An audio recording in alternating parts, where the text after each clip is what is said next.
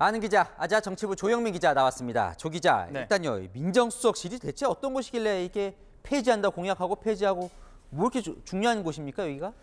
이 인문으로 보여드리면 어떤 조직이었는지 좀 느낄 수 있을 것 같습니다. 네. 문재인 정권의 조국, 박근혜 정권의 우병우, 그리고 노무현 정권의 문재인 등 각 정권의 핵심 실세들이 민정수석으로 근무했었습니다.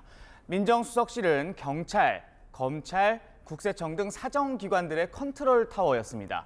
은밀한 사정 정보와 각종 비위 첩보를 다루면서 대통령의 칼과 같은 역할을 한 조직입니다. 그 이제 민정수석실이 이제 지금 대통령실에는 없는 거잖아요. 네. 그러면 그때 민정수석실이 하던 역할들은 다 없어진 건가요? 아니면 뭐 다른 데로 간 건가요? 윤석열 대통령 취임 이후 민정수석실이 폐지되면서 조직과 기능의 조정이 있었습니다. 문재인 청와대 민정수석실을 기준으로 좀 설명해 드릴 텐데요. 민정수석실에는 4개의 비서관실이 있었습니다. 이 가운데 청와대 직원감찰을 담당한 공직기강 비서관실과 법률적 대응을 다루는 법률비서관실은 윤석열 정부 대통령실에도 여전히 존재합니다. 반부패 비서관실과 민정비서관실이 없어졌는데요.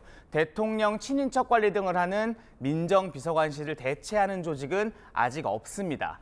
반부패 비서관실은 대통령실을 제외한 공직사회 전반에 대한 감찰 업무를 맡고 있는데 이 업무를 대통령실 직원 감찰을 맡고 있는 공직기강 비서관실이 함께 하고 있는 상황입니다. 자, 이런 상황에서 이제 저희 채널의 취재에 따르면 공직감찰반을 부활하겠다고 하는데 공직감찰반은 뭐라는 곳입니까, 정확히? 앞서 보셨던 이 조직도를 다시 보면 반부패 비서관실이 보이실 겁니다. 대통령이 임명한 공공기관장이나 공직자, 그러니까 대통령실 외부 공직 사회에 대한 복무 점검을 담당했다고 제가 말씀드리지 않았습니까?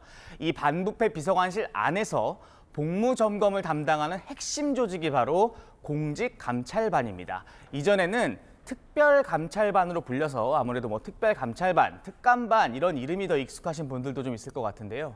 지금은 구청장이 된 김태우 전 수사관이 문재인 정부 특별감찰반에 몸담았을 당시 민간인을 사찰했다는 폭로를 하면서 논란이 되기도 했던 조직입니다.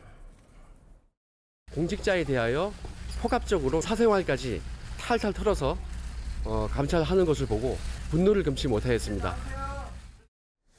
근데 앞서 보니까 이제 공직기강 비서관실이 있는 거잖아요. 그건 지금 대통령실도. 그런데 굳이 공직감찰반을 별도로 부활하는 이유가 뭡니까? 이 공직사회 기강을 한번 제대로 잡아 이 개혁의 동력을 확보하겠다 이런 의도가 깔린 것으로 보입니다.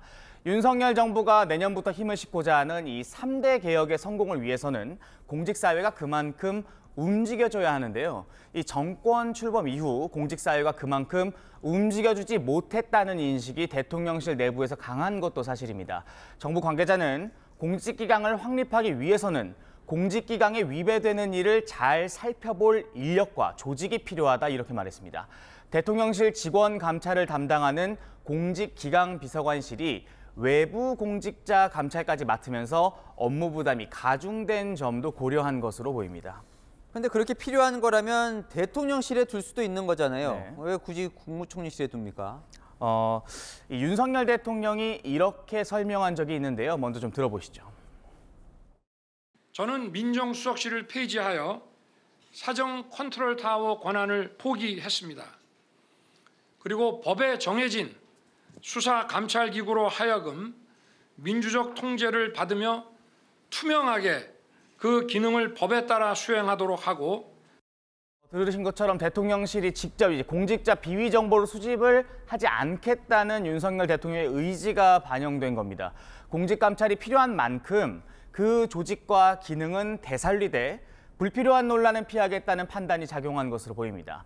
공직 감찰반을 대통령실에 둘 경우 사실상 민정수석실 부활로 받아들여져서 민정수석실 폐지라는 대선 공약을 파기했다는 이 비판을 받을 수도 있겠죠. 앞서 김태우 수사관 이제 목소리 들은 것처럼 공직감찰은 늘 이제 민간인 사찰 우려가 있습니다. 이 마음에 안 드는 사람들이 이렇게 찍어내기로 사찰하는 거 아니야 이런 우려인데 그 우려가 총리실로 가면 뭔가 해소가 되는 겁니까? 사실 그 조직을 어디에 두느냐가 사찰 우려 해소의 대안이 되기는 좀 어려울 것 같습니다. 감찰과 복무 점검을 하려면 뒷조사가 불가피할 수도 있고 그러다 보면 사찰 논란이 불거질 수도 있는 것이죠. 말씀하신 논란을 사전에 불식시키기 위한 장치들이 함께 고민되어야 할 것 같습니다. 네, 아는 기자 조영민 기자와 살펴봤습니다.